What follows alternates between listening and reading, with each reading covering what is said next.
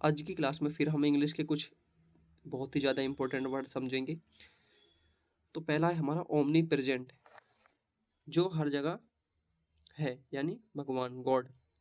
Omni potent, unlimited power है जिसके पास यानी कि गॉड। अब ये दोनों, अब आपको लग रहे होंगे कि ये तो हिंदी में लिखा है इंग्लिश में लिखा है, इसका मतलब ये दोनों चीज़ें। तो आप इसको समझे, ओमनी प्रेजेंट, ओमनी पोटेंट। तो ओमनी प्रेजेंट जो हर जगह प्रस्तुत है, जो हर जगह है यानी कि भगवान। और ओमनी पोटेंट, अनलिमिटेड पावर है जिसके पास, वो है गॉड।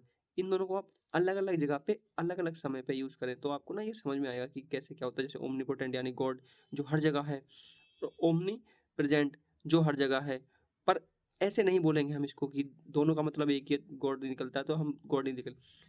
हम ये एग्जाम्पल के लिए मैंने लिखा है यहाँ गॉड, पर इनका जो रियल मीनिंग है वो ये है, ओमनी पोटेंट जिसके पास अनलिमिटेड पावर है, ओमनी प्रेजेंट जो हर जगह है। तो आप इसको ऐसे समझो। आगे आते हैं हम। अब ये जो हैं एम्बिगुइस, डाउटफुल, अनसर्टेन, देखो ये चीजें बिल्कुल एक जैसे वर्ड हैं। ये सिनोनिम्स है एक प्रकार से, पर हम इनको ना अलग अलग जगह, सॉरी मेरे को थोड़ी तबीयत खराब चल रही है मेरी।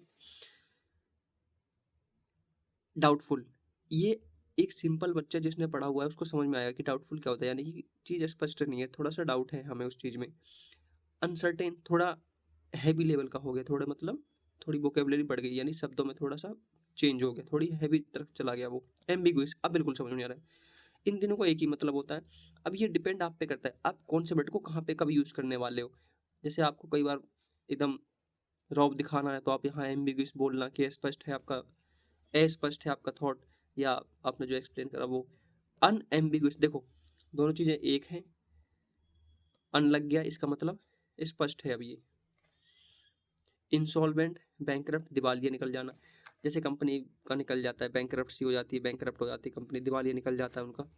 नेपोटिज्म, वर्तमान में ये वर्ड लॉकडाउन के बाद से बहुत बहुत ज़्यादा ट्रेंड है। भाई भतीजावाद होता है इसका मतलब नेपोटिज्म, यानी कि अपने भाई भतीजा फैमिली मेम्बर को ज़्यादा आगे बढ़ाना। रीजनलिज्म यानी क्षेत्रवाद, रीजन मतलब होता है क्षेत्र।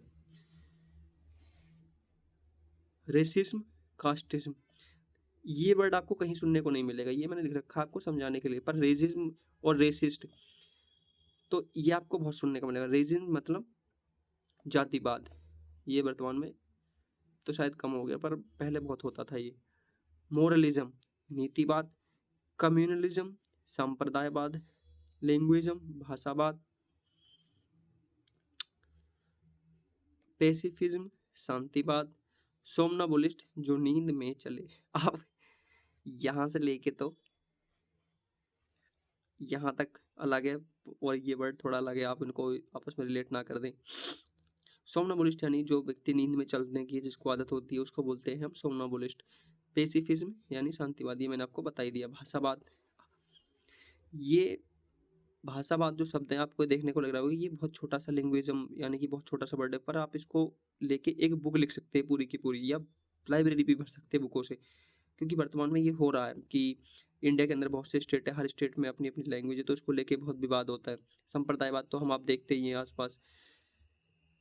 जातिवाद होता है, क्षेत्रवाद, क्षेत्रवाद तो आपने देखा ही होगा, और ये तो फिर हर जगह चलता ही है, भाई भतीजावाद, नेपोटिज्म।